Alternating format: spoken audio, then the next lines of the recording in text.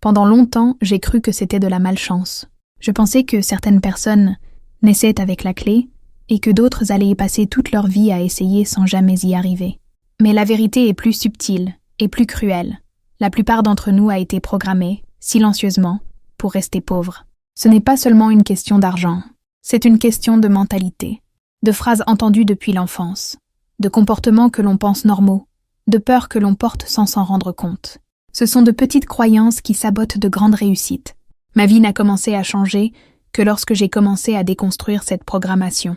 Et j'ai découvert que gagner plus, travailler plus, étudier plus ne suffisait pas. Il faut désinstaller ce qui te maintenait prisonnière.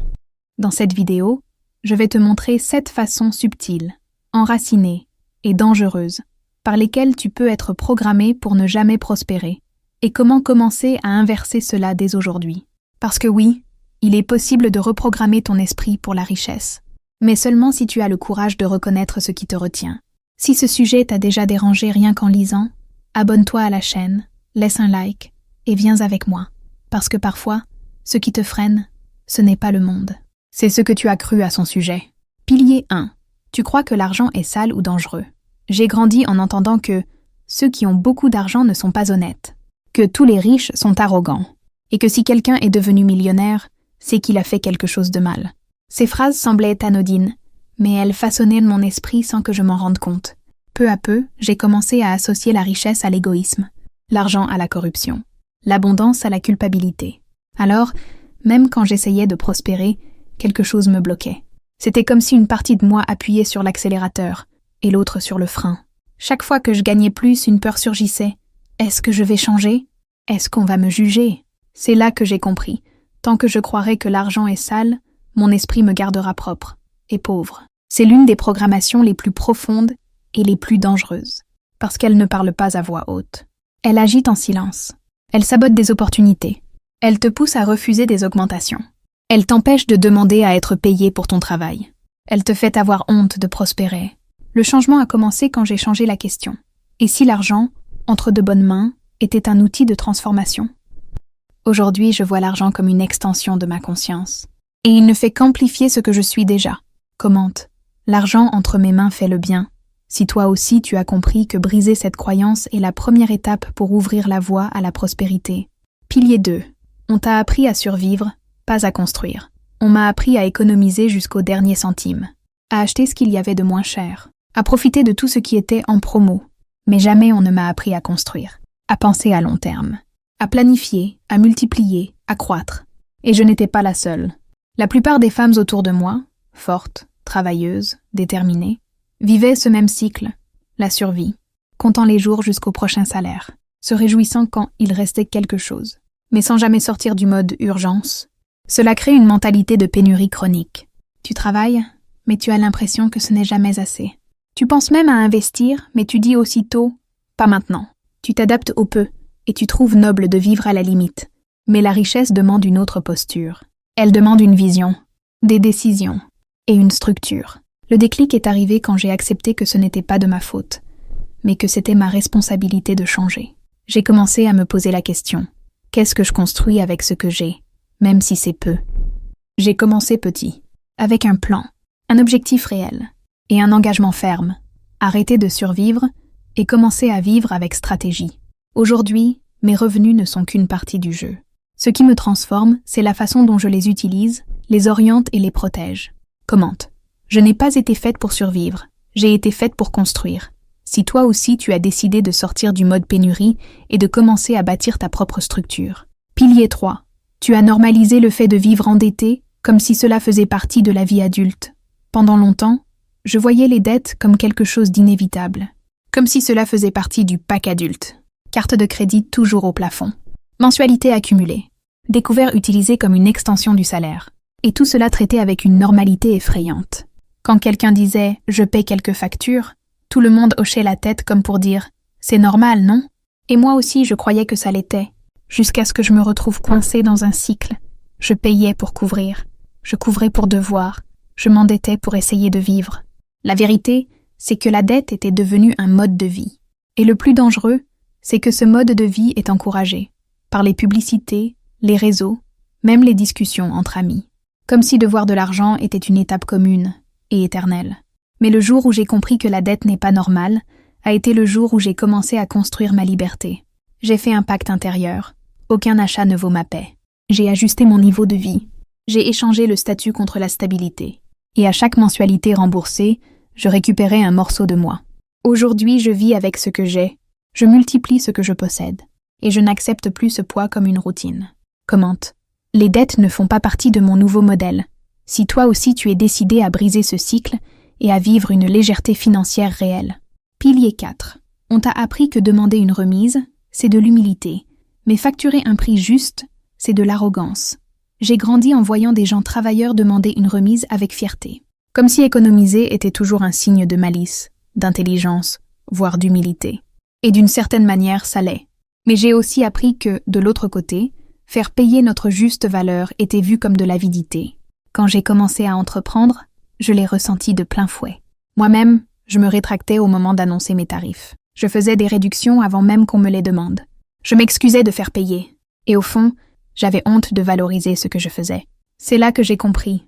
On m'avait programmé pour croire qu'enrichir est mal, mais que se contenter de peu est une vertu. Cette distorsion émotionnelle nous pousse à accepter moins, à mal facturer, à travailler 2 fois plus, et à remercier quand même. Mais une richesse saine ne se construit pas dans la culpabilité.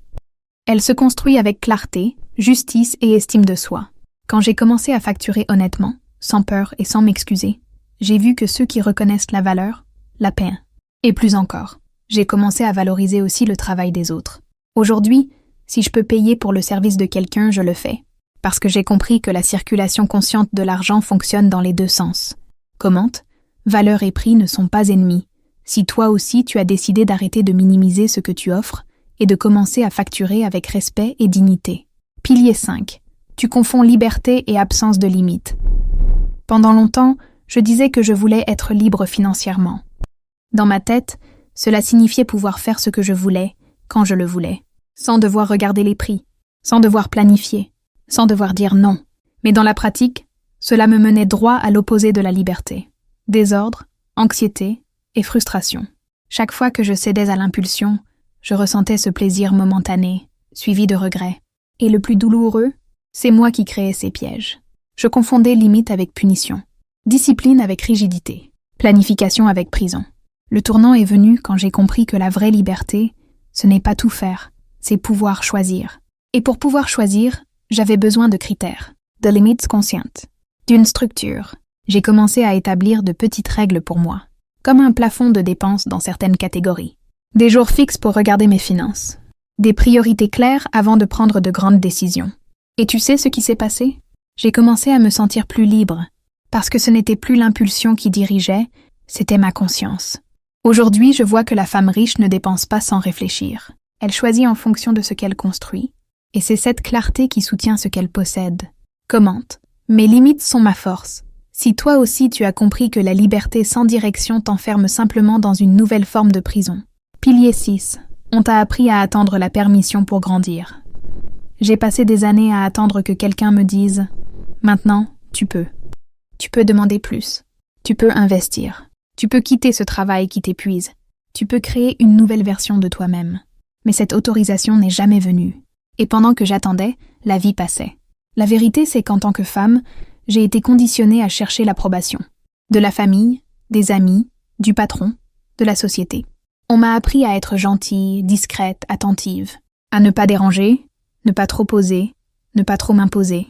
Mais la richesse exige du mouvement, du courage, de l'initiative et surtout de la responsabilité envers soi-même. Le déclic est venu quand, en silence, j'ai arrêté de demander la permission. J'ai commencé à étudier les finances par moi-même.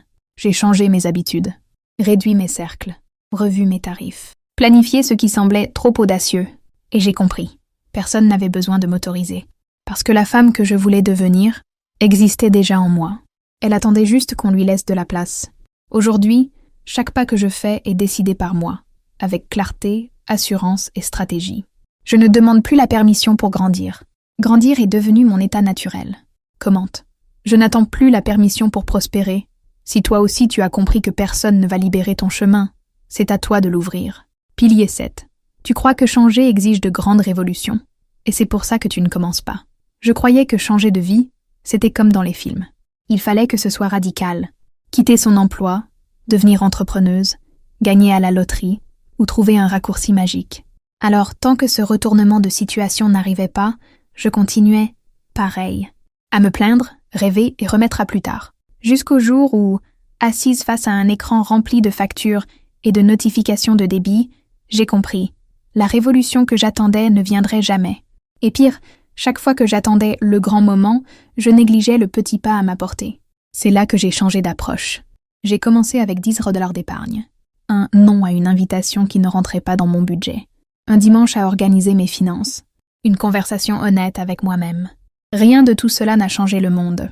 Mais cela a changé ma trajectoire. Et sans m'en rendre compte, j'étais déjà une autre. Plus consciente. Plus déterminée. Plus maîtresse de moi-même. La femme riche que tu admires n'a probablement pas sauté d'un hélicoptère pour y arriver. Elle a fait de petits pas avec une constance incroyable. Et c'est ça la différence. Commencer avec ce que tu as aujourd'hui, même si ça te semble peu, te sort déjà de la zone de programmation qui te maintenait immobile. Commente. Petit pas. Bonne direction. Si toi aussi tu as compris que la transformation n'est pas une question de spectacle, mais de décision. Ce qui m'a fait le plus mal, quand j'ai commencé à voir ces programmations, c'est de réaliser à quel point elles étaient enracinées en moi, et comment, sans le vouloir, je me maintenais moi-même au même endroit. Ce n'était pas un manque d'intelligence, ni d'effort. C'était une collection de croyances déguisées en bon sens, en conseils, en culture. Et derrière chacune d'elles, il y avait un message silencieux. N'ose pas grandir trop. Mais j'ai osé. Et toi aussi tu peux. Pas besoin que ce soit d'un seul coup. Mais ça doit commencer maintenant. Chaque pilier que j'ai partagé ici est un tournant que j'ai vécu dans ma chair. Ce ne sont pas des théories. Ce sont des ruptures profondes, avec d'anciens schémas qui m'empêchèrent d'accéder à une vie plus légère, plus prospère, plus mienne. Si une partie de ce récit t'a fait réfléchir, ne le garde pas pour toi. Commence par un pas, par une phrase dite à voix haute, par un choix différent demain matin. Parce que ce qui te retient, ce n'est pas ton salaire, c'est la programmation. Et ce qui te libère, ce n'est pas un miracle, c'est une nouvelle conscience. Commente ici. Je suis prête à reprogrammer mon esprit pour la richesse. Si cette vidéo a éveillé quelque chose en toi. Et bien sûr, si tu n'es pas encore abonné à la chaîne, c'est le moment. Ton prochain pas peut commencer par un clic. Mais celle qui va continuer à marcher, c'est toi.